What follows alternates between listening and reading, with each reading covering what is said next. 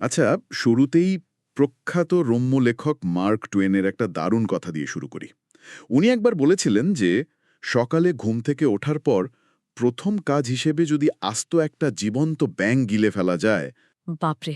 আস্ত জীবন্ত ব্যাঙ। হ্যাঁ, আস্ত জীবন্ত ব্যাঙ, মানে উনি রূপক অর্থে বুঝিয়েছিলেন আর কি। হুম, তো ওই ব্যাঙ গিলে ফেললে সারাদিন নাকি আর এর চেয়ে খারাপ কিছু ঘটার সম্ভাবনাই থাকে না। হুম। একটু চিন্তা করলে কিন্তু বোঝা যায় যে কথাটার মধ্যে দারুণ একটা মনস্তাত্ত্বিক সত্য লুকিয়ে আছে। একদম ঠিক। আর আমাদের আজকের এই গভীর অনুসন্ধানের মূল ভিত্তি কিন্তু এটাই। মানে ব্রায়ান ট্রেসির বিখ্যাত productivity guide it that frog, বা প্রথমে ব্যাঙটি গিলে ফেলুন, এই বইটা নিয়েই আজ আমরা আলোচনা করব। দারুণ একটা টপিক। রাইট। কারণ আমাদের চারপাশের এই যে অসংখ্য কাজের চাপ, তারপর ধরুন শত শত ইমেল, মেসেজ আর আর্টিকেলের স্তূপ, এসব থেকে বের হয়ে কিভাবে সবচেয়ে গুরুত্বপূর্ণ কাজগুলো খুব দ্রুত আর কার্যকরভাবে শেষ করা যায়, তার একটা সুস্পষ্ট মানচিত্র তৈরি করাই আমাদের আজকের এই আয়োজনের মূল লক্ষ্য। হুম, কারণ আমরা সবাই জানি যে টু ডু লিস্ট বা কাজের তালিকার দিকে তাকালে অনেক সময় মনে হয় পুরো তালিকাটাই যেন একটা বিশাল থকথকে ব্যাঙের জলাভূমি। হ্যাঁ, একদম ঠিক বলেছেন। আর এই ব্যাঙের জলাভূমির সবচেয়ে বড় বিপদটা হলো এই আধুনিক কর্মব্যস্ত জীবনে আমরা প্রায়ই ওই ব্যস্ত থাকা আর উৎপাদনশীল হওয়া এই দুটো বিষয়কে পুরোপুরি গুলিয়ে ফেলি। দুটো কিন্তু এক জিনিস না। একদমই না। তথ্যের এই বিশাল সমুদ্রে আমরা অনেক সময় এমনভাবে খাবি খাই যে আমরা হয়ে পড়ি পুরোপুরি রিঅ্যাক্টিভ বা প্রতিক্রিয়াশীল। মানে আমরা নিজেরাই কোনো সিদ্ধান্ত নিই না। রাইট। অর্থাৎ নিজেরা কোনো কাজের পরিকল্পনা না করে বাইরের দুনিয়া থেকে যখন যে কাজটা আমাদের দিকে ছুড়ে দেওয়া হচ্ছে আমরা শুধু ওইটাই সামলাতে ব্যস্ত হয়ে পড়ি। ব্রায়ান ট্রেসির এই বইটির মূল দর্শনটা কিন্তু এখানেই আলাদা। এখানকার কৌশলগুলো শুধু যে কাজের গতি বহুগুণ বাড়িয়ে দেয় তা নয়, বরং এগুলো আসলে চূড়ান্ত মানসিক শান্তিও নিশ্চিত করে। মানে কাজও হলো, আবার ব্রেনও শান্ত থাকলো। হ্যাঁ, সত্যিকারের সফল ব্যক্তিরা তো আর গাধার মতো খাটেন না, বরং তারা খুব ভালোভাবে জানেন কোন কাজটিতে কখন হাত দিতে হবে আর সবচেয়ে বড় কথা কোন কাজটা পুরোপুরি বাদ দিতে হবে। আচ্ছা, বিষয়টা খুলে বলা যাক।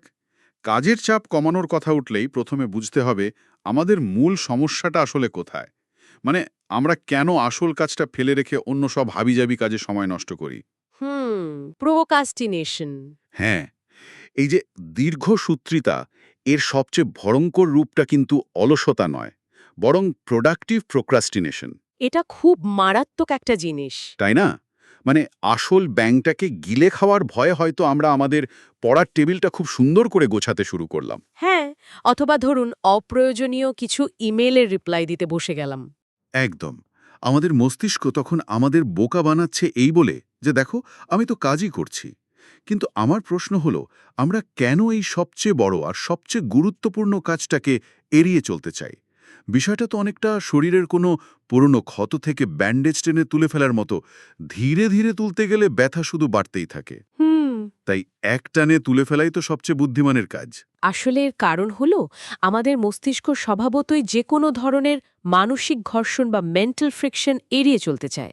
একটা বড় বা জটিল কাজ মস্তিষ্কের কাছে এক ধরনের থ্রেট বা হুমকির মতো মনে হয়। ও আচ্ছা, ব্রেইন ভয় পায়। হ্যাঁ, তাই সে ওই সহজ কাজগুলো করে দ্রুত একটা তৃপ্তি পেতে চায়। কিন্তু এখানে আসল ব্যাং রূপকটির সার্থকতা। ব্রায়ান ট্রেসি বলেছেন, যদি সামনে একটা নয় একাধিক কুৎসিত ব্যাং বসে থাকে তবে নিয়ম হল সবচেয়ে কুৎসিত এবং সবচেয়ে বড় ব্যাংটিকে সবার আগে খেয়ে ফেলা। বাপরে! মানে সবচেয়ে কঠিন কাজটা আগে। একদম। তালিকার সবচেয়ে কঠিন এবং সবচেয়ে গুরুত্বপূর্ণ কাজটিতেই দিনের শুরুতে হাত দিতে হবে, কারণ তখন আমাদের এনার্জি লেভেল সবচেয়ে বেশি থাকে। এখানে আপোস করার কোনো সুযোগ নেই।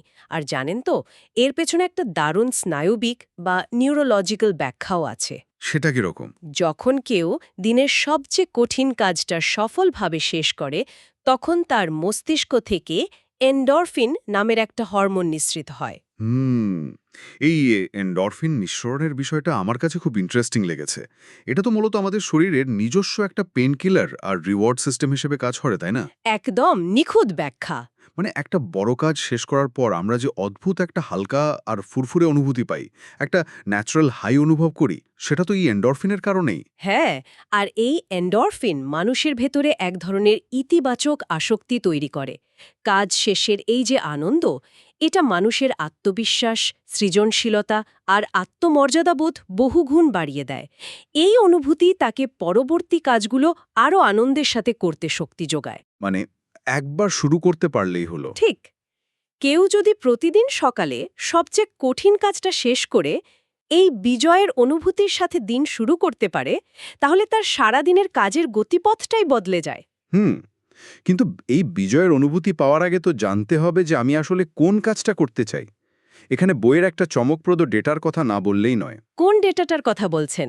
ওই যে প্রাপ্তবয়স্কদের মধ্যে মাত্র ৩% মানুষ তাদের লক্ষ্যগুলো পরিষ্কারভাবে কাগজে লিখে রাখেন। ও হ্যাঁ, এটা খুবই অবাক করার মতো একটা পরিসংখ্যান। তাই না? বাকি ৯৭% মানুষ শুধু মনের ভেতরেই লক্ষ্যগুলো নিয়ে ঘোরেন। ব্রায়ান ট্রেসি একে বলেছেন থিঙ্ক অন পেপার বা কাগজে চিন্তা করার কৌশল। আমি যখন এটা পড়ছিলাম আমার মনে হলো এটা আসলে এক ধরনের কগনিটিভ অফলোডিং। একটু বুঝিয়ে বলবেন। মানে মাথার ভেতরে অনেকগুলো কাজ বা লক্ষ্যের কথা ঘুরপাক খেলে আমাদের ব্রেনের র্যাম বা ওয়ার্কিং মেমোরি একদম ফুল হয়ে থাকে। এর ফলে আমরা সারাক্ষণ সিদ্ধান্তহীনতায় ভুগি। কিন্তু কাগজে লিখে ফেললে মস্তিষ্ক বুঝতে পারে যে তথ্যটা এখন সুরক্ষিত আছে, তখন সে রিল্যাক্স করতে পারে। খুব সুন্দর একটা পয়েন্ট তুলেছেন। আসলে যারা নিজেদের লক্ষ্য কাগজে লেখেন না, তাদের লক্ষ্যগুলো নিছকই কিছু ইচ্ছা বা ফ্যান্টাসির চেয়ে বেশি কিছু নয়। কাগজে লিখলে সেটা একটা বাস্তব রূপ পায়। একটা কাঠামো তৈরি হয়। ঠিক, যখন লক্ষ্যটাকে কাগজে লিখে একটা ডেডলাইন বা সময়সীমা ঠিক করে দেওয়া হয়, তখন আমাদের অবচেতন মন ওই ডেডলাইন অনুযায়ী কাজ করার জন্য একটা তাগিদ অনুভব করে। এটা শুধু তালিকা তৈরি করা নয়, এটা নিজের মনের সাথে একটা লিখিত চুক্তি করার মতো। আচ্ছা, চুক্তি তো করলাম, লক্ষ্য কাগজেও লিখলাম, কিন্তু এরপরই তো আসল বিপত্তি। প্রতিদিনের হাজারো কাজের ভিড়ে আসল ব্যাংকটি চেনার উপায় কি? কারণ আমি যখন আমার কাজের তালিকার দিকে তাকাই, আমার কাছে মনে হয় সবগুলো কাজই তো সমান গুরুত্বপূর্ণ। হ্যাঁ, সবারই এটা মনে হয়। সবগুলোর পাশেই আর্জেন্ট লেখা। এই যে সিদ্ধান্তহীনতা, এটা কাটানোর জন্য বইয়ে একটা চমৎকার ছাঁকনি পদ্ধতির কথা বলা হয়েছে। এখানে সবচেয়ে চমকপ্রদ বিষয় হল প্যারেটো নীতি বা 80-20 রুল। ইটালিয়ান অর্থনীতিবিদ উইলফ্রেডো প্যারেটোর এই নীতি অনুযায়ী আমাদের করা মাত্র 20% কাজ আমাদের জীবনের 80% ফলাফল নির্ধারণ করে দেয়। মাত্র 20% কাজ? হ্যাঁ, ধরুন কারো তালিকায় 10টি কাজ আছে। এর মধ্যে হয়তো মাত্র 2টি কাজ এমন আছে যা বাকি 8টি কাজের সম্মিলিত ফলাফলের চেয়েও তার ক্যারিয়ার বা ব্যক্তিগত জীবনে বেশি প্রভাব ফেলবে। এই 2টি কাজই হলো আসল ব্যাঙ।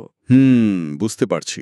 সমস্যা হলো বেশিরভাগ মানুষ ওই বাকি 80% কাজ নিয়ে ব্যস্ত থাকে, যেগুলো আসলে খুব একটা মূল্য যোগ করে না, কারণ সেগুলো করা সহজ। আর এই আসল ব্যাঙ খুঁজে বের করার জন্যই ট্রেসি ABCD পদ্ধতির কথা বলেছেন। আচ্ছা, এই ABCD পদ্ধতিটা মনে রাখার সুবিধার জন্য আমি একে একটা বুফে রেস্তোরাঁর সাথে তুলনা করতে চাই। বাহ, দারুণ তো! কিভাবে? ধরুন একটা বিশাল বুফেতে যাওয়া হলো যেখানে থরে থরে অসংখ্য সুস্বাদু খাবার সাজানো, কিন্তু কড়া নিয়ম হলো প্লেট মাত্র একটাই। আচ্ছা। আর আপনি মাত্র একবারই খাবার নিতে পারবেন। চাইলেই তো আর সব খাবার ওই এক প্লেটে নেওয়া যাবে না, তাই না? তাই সবচেয়ে পুষ্টিকর আর প্রয়োজনীয় খাবারটি আগে বেছে নিতে হবে। এই পদ্ধতিতে হলো সেই আবশ্যিক কাজ যেগুলো না করলে মারাত্মক ক্ষতি হবে। এরাই হলো আমাদের আসল ব্যাঙ। একদম পারফেক্ট। এরপর বি হলো উচিত কাজ, যেগুলো অনেকটা ব্যাঙাচির মতো। না করলে হয়তো কিছুটা সমস্যা বা বিরক্তি তৈরি হতে পারে, কিন্তু আকাশ ভেঙে পড়বে না। সি হলো সেই সব কাজ যেগুলো করলে ভালো লাগে, কিন্তু না করলে কোনোই ক্ষতি নেই। ডি হলো ডেলিগেট বা অন্যকে দিয়ে করানো যায় এমন কাজ। আর হলো পুরোপুরি বাদ দেওয়ার মতো কাজ। একদম সঠিক তুলনা। আর এখানে একটা খুব কড়া নিয়ম আছে। যতক্ষণ একটা বা আবশ্যিক কাজ বাকি আছে, ততক্ষণ কোনোভাবেই একটা কাজে হাত দেওয়া যাবে না। সামনে আস্ত একটা ব্যাঙ বসে থাকতে ব্যাঙাচি নিয়ে ব্যস্ত হওয়াটা স্রেফ বোকামি। কিন্তু এখানে আমার একটু দ্বিমত আছে, বা বলা যায় আমি একটু পুশ ব্যাক করতে চাই। হ্যাঁ, বলুন। এই মেথডটা তো কাগজে কলমে শুনতে খুব দারুণ লাগে, কিন্তু বাস্তব জীবনে, বিশেষ করে ধরুন কর্পোরেট চাকরিতে, পরিস্থিতি তো সবসময় এমন থাকে না। আমি হয়তো আমার তালিকা অনুযায়ী এ কাজটা করছি, এমন সময় আমার বস এসে আমাকে একটা সি ক্যাটাগরির কাজ ধরিয়ে দিয়ে বললেন, এটা এখনই করতে হবে। এটা খুব কমন একটা সমস্যা। তখন আমি তো আর বসকে ডেলিগেট করতে পারি না বা কাজটা বাদও দিতে পারি না। তখন এই পদ্ধতি কিভাবে কাজ করবে? এই প্রশ্নটা খুবই প্রাসঙ্গিক। ট্রেসি কিন্তু এই পরিস্থিতির কথা অস্বীকার করেননি। যখন বাইরের কোনো অথরিটি যেমন বস কোনো কাজ দেন, তখন সেই কাজের ক্যাটাগরি পরিবর্তিত হয়ে যায়। বসের দেওয়া সি কাজটা হয়তো ক্যারিয়ারের জন্য একটা এ কাজে পরিণত হতে পারে, কারণ সেটা না করলে চাকরি নিয়েই তো টানাটানি পড়তে পারে। সেটাই তো। এখানে মূল বিষয়টা হলো কমিউনিকেশন এবং এক্সপেকটেশন ম্যানেজমেন্ট। সফল মানুষরা যেটা করেন, তারা বসের কাছে গিয়ে বলেন, আমি অবশ্যই কাজটা করছি, কিন্তু আমি বর্তমানে এই কাজটায় ব্যস্ত, যেটা কোম্পানির জন্যই সবচেয়ে বেশি জরুরি। আমি কি আগে এটা শেষ করব, নাকি নতুন কাজটায় হাত দেব? ও আচ্ছা, মানে ডিসিশনটা বসের ঘাড়েই চাপিয়ে দেওয়া। অনেকটা তাই। অনেক সময় দেখা যায় বস নিজেই তখন বুঝতে পারেন যে নতুন কাজটা আসলে ততটা জরুরি নয়। মূল কথা হলো অন্ধের মতো কাজ না করে নিজের কাজের অগ্রাধিকার নিয়ে কথা বলা। এখানেই বিষয়টা আসলে সবচেয়ে বেশি আকর্ষণীয় হয়ে ওঠে। যখন আমরা অগ্রাধিকার ঠিক করে ফেলি আর A1 অর্থাৎ সবচেয়ে গুরুত্বপূর্ণ কাজটি আমাদের সামনে এসে দাঁড়ায়, তখন অনেক সময় সেটা এতই বিশাল মনে হয় যে এক ধরনের প্যারালাইসিস বা ভয় কাজ করে। হ্যাঁ, কাজ শুরু করতে ভয় লাগে। এই পেছনে বইয়ের লস অ্যাঞ্জেলেসের স্ক্রিপ্ট রাইটারদের উদাহরণটা আমার বেশ চমৎকার লেগেছে। সেখানে রাস্তায় কোনো রাইটারকে জিজ্ঞেস করলে যে তার স্ক্রিপ্টের কী অবস্থা, প্রায় সবাই নাকি আত্মবিশ্বাসের সাথে উত্তর দেয়, কাজ প্রায় শেষ, জাস্ট একটু ঘষামাজা বাকি। হ্যাঁ, অথচ আসল সত্যিটা কিন্তু অন্যরকম। একদম। এই প্রায় শেষ কথাটার আসল অর্থ হল তারা আসলে কাজটা এখনো শুরুই করেনি। এই যে বিশাল কাজের পাহাড়ে ওঠার ভয়, এটাকে বৈজ্ঞানিকভাবে কিভাবে ব্যাখ্যা করা যায়? এটা পুরোপুরি আমাদের মস্তিষ্কের অ্যামেগডালা বা ভয় নিয়ন্ত্রণকারী অংশের কাজ। যখন আমাদের সামনে বিশাল কোনো প্রজেক্ট আসে, যেমন একটা বই লেখা, মস্তিষ্ক এটাকে একটা শারীরিক হুমকির মতো বিবেচনা করে। তখন fight or flight response trigger হয়, আর আমরা কাজটা থেকে পালিয়ে বাঁচতে চাই। এই ভয় কাটানোর জন্যই ট্রেসি সালামি স্লাইস এবং সুইস চিজ মেথডের কথা বলেছেন। পদ্ধতিগুলোর নাম বেশ মজার। সালামি স্লাইস মানে হলো আস্ত একটা মাংসের টুকরো যেমন একসাথে খাওয়া যায় না, ছোট ছোট স্লাইস করে খেতে হয়, ঠিক তেমনি বিশাল কোনো কাজকে ছোট ছোট ধাপে ভাগ করে ফেলা। ঠিক তাই। আমি আমার ব্রেনকে বলছি, পুরো প্রজেক্ট আজ করতে হবে না, শুধু একটা ছোট্ট অংশ করব। আর সুইস চিজ মেথড হলো পনিরের ব্লকে যেমন গর্ত থাকে, তেমনি কাজের বিশাল ব্লকে অল্প করে সময় দেয়া। যেমন আমি আগামী মাত্র 10 মিনিটে এই কাজটা করব, এরপর উঠে যাব। 10 মিনিট তো আর মস্তিষ্কের কাছে কোনো হুমকি মনে হয় না। একদম না। আর একবার শুরু করে দিলে তো চলমান বস্তু চলতেই থাকে। মানুষ স্বভাবতই অসম্পূর্ণতা পছন্দ করে না। একবার একটা কাজ শুরু করে কিছুটা এগোলে সেটা শেষ করার জন্য মনের ভেতর একটা অবচেতন তাড়না তৈরি হয়। তাই শুরু করাটাই আসল। এই ছোট টুকরোতে ভাগ করার প্রসঙ্গে ব্রায়ান ট্রেসি নিজের জীবনের ওই সাহারা মরুভূমি পার হওয়ার গল্পটা আমাকে আক্ষরিক অর্থেই রোমাঞ্চিত করেছে।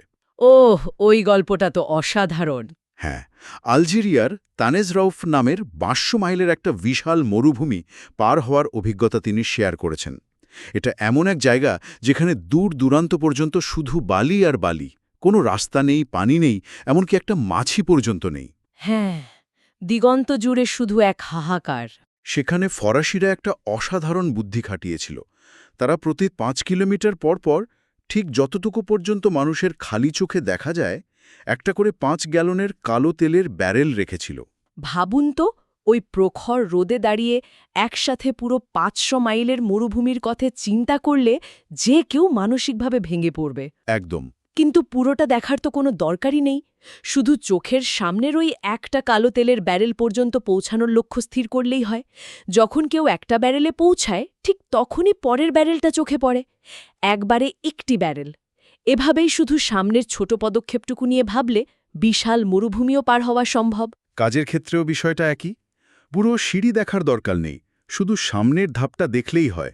কিন্তু একটা জিনিস ভেবে দেখুন, আমরা তো অনেক সময় এই ধাপগুলো দেখতে পাই না বা দেখতে চাই না। কেন মনে হচ্ছে এমনটা? কারণ আমরা সবসময় বাইরের পরিস্থিতি বা সীমাবদ্ধতাকে দোষ দিই। আজকে আবহাওয়া ভালো না, পর্যাপ্ত বাজেট নেই বা বসের মেজাজ ভালো নেই, সবসময় বাইরের মানুষকে বা পরিস্থিতিকে দোষ দেওয়ার এই যে প্রবণতা, এটা কেন হয়? মানুষের এই স্বভাবটা খুব সাধারণ, কারণ এতে নিজের দায়টা এড়ানো যায়। কিন্তু ট্রেসি এখানে একটা খুব রূঢ় সত্য তুলে ধরেছেন। সীমাবদ্ধতার ক্ষেত্রেও তিনি ওই ৮০-২০ রুলের কথা বলেছেন। এখানেও ৮০-২০? হ্যাঁ, আমাদের কাজে বাধা সৃষ্টিকারী ৮০% সীমাবদ্ধতাই আসলে অভ্যন্তরীণ বা ইন্টারনাল। অর্থাৎ এগুলো আমাদের নিজেদেরই দক্ষতা, জ্ঞান, ভয় বা অভ্যাসের ঘাটতি। মাত্র ২০% সীমাবদ্ধতা বাইরের দুনিয়ার ওপর নির্ভর করে। তার মানে সমস্যাটা আসলে আমার নিজের ভেতরেই বেশি। হ্যাঁ, আর সফল মানুষরা বাইরের কাউকে দোষারোপ করার আগে নিজের ভেতরে তাকান। তারা আত্মসমালোচনা করেন। বুঝতে পারলাম। তার মানে সীমাবদ্ধতা চিনে কাজ শুরু করা গেল। কিন্তু শুরু করলেই তো হবে না, কাজটা শেষ পর্যন্ত নিরবিচ্ছিন্নভাবে চালিয়ে যাওয়ার উপায় কি? যদি আমরা একে বড় প্রেক্ষাপটের সাথে যুক্ত করি, তাহলে এখানে ল অফ ফোর্সড এফিসিয়েন্সি বা বাধ্য হয়ে দক্ষ হওয়ার নীতির কথা বলতে হবে। এই নীতিটা বলে যে দুনিয়ার সব কাজ শেষ করার মতো সময় কখনোই থাকে না, কিন্তু সবচেয়ে গুরুত্বপূর্ণ কাজটি করার মতো সময় সব সময় থাকে। এটা তো অনেকটা পার্কিনসন্স লয়ের মতো। একটা কাজ শেষ করার জন্য যতটুকু সময় বরাদ্দ করা হবে, কাজটা ততটুকু সময় জুড়েই প্রসারিত হবে। একদম। খেয়াল করলেই দেখবেন, যখনই ডেডলাইন ঘাড়ের ওপর নিঃশ্বাস ফেলে, তখন মানুষ ঠিকই প্যানিক করে কাজটা শেষ করে ফেলে। কিন্তু এই শেষ মুহূর্তের প্যানিক এড়ানোর জন্য এবং কাজের ফ্লো ধরে রাখার জন্য সিঙ্গেল হ্যান্ডেলিং বা একনিষ্ঠভাবে কাজ করার বিষয়টা খুব জরুরি। আজকাল আমরা মাল্টিটাস্কিং শব্দটাকে খুব গ্লোরিফাই করি। যেটা আসলে একটা বড় মিথ। ঠিক, বইতে একটা চমকে দেওয়ার মতো ডেটা আছে। একটি কাজ শুরু করে মাঝপথে থামিয়ে দিলে এবং পরে আবার সেখানে ফিরে এলে সেই কাজটা শেষ হতে প্রায় ৫০০% বেশি সময় লাগতে পারে। এটা কিন্তু কোনো অতিরঞ্জন নয়, কারণ মাল্টিটাস্কিং বলে আসলে কিছুই নেই।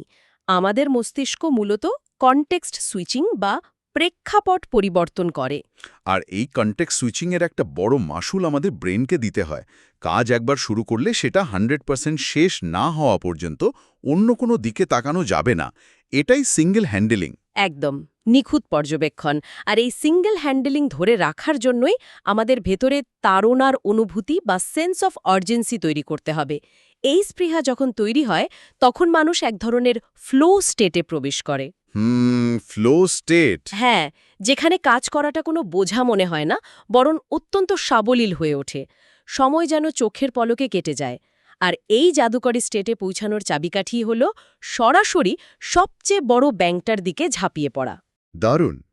আজকের এই পুরো আলোচনার দিকে যদি ফিরে তাকাই, আমরা আসলে কাজের পাহাড় থেকে বের হওয়ার একটা স্পষ্ট মানচিত্র দেখতে পাই। লক্ষ্যগুলো কাগজে লেখা, 80-20 নীতি মেনে কাজের তালিকা ছেঁকে ফেলা, কাজকে সালামি স্লাইসের মতো ছোট করা আর মাল্টিটাস্কিং বাদ দিয়ে সিঙ্গেল হ্যান্ডেলিংয়ের মাধ্যমে ফ্লো স্টেটে ঢোকা।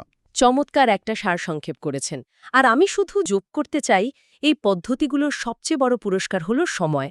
অপ্রয়োজনীয় কাজ বাদ দিলে আমরা পরিবার বা নিজের শখের জন্য অনেক বেশি কোয়ালিটি টাইম বের করতে পারি। একদমই তাই।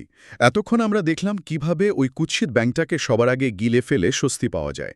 কিন্তু এই আলোচনা শেষে একটা খুব গভীর আর কিছুটা অস্বস্তিকর প্রশ্ন মাথায় থেকে যায়। কি প্রশ্ন? বইতে বলা হয়েছে যে কঠিন কাজ শেষ করলে মস্তিষ্কে যে এন্ডরফিন নিঃসৃত হয়, আমাদের উচিত সেই অনুভূতির প্রতি এক ধরনের আসক্ত হয়ে পড়া, যাতে আমরা আরও বেশি কাজ করতে চাই। কিন্তু এখানেই চিন্তার বিষয়টা আসে। যদি আমরা সবসময় শুধু কাজ করার এই বায়োলজিক্যাল হাই বা নেশার উপর পুরোপুরি নির্ভরশীল হয়ে পড়ি, তবে কি আমরা চুপচাপ অস্তিত্বশীল থাকার বা ওই যে বিইংয়ের যে সাধারণ মানবিক ক্ষমতা তা ধীরে ধীরে হারিয়ে ফেলব? খুবই গভীর একটা পয়েন্ট। আমাদের আত্মমর্যাদা যদি শুধু আমাদের প্রোডাক্টিভিটির মাপকাঠিতেই বিচার হয়, তবে ছুটির দিনে যখন কোনো কাজ থাকে না, তখন আমাদের আসল পরিচয় কি দাঁড়ায়? প্রোডাক্টিভিটির এই অন্ধদৌড় কি শেষ পর্যন্ত আমাদের একটা নিখুঁত, কার্যক্ষম কিন্তু আবেগহীন যন্ত্র বানিয়ে দিচ্ছে না তো? আমরা কি সারা জীবন শুধু নতুন নতুন কাজের তালিকায় খুঁজেই চলব, নাকি ব্যাংক খাওয়ার পাশাপাশি আমরা পুকুর পাড়ে বসে কিছুক্ষণ শান্ত হয়ে থাকাও শিখব? এই প্রশ্নটার উত্তর নিজেদের জীবনে খোঁজার আমন্ত্রণ জানিয়েই আমাদের আজকের এই গভীর অনুসন্ধানের এখানেই ইতি টানছি। সবাই ভালো থাকবেন। ভালো থাকবেন।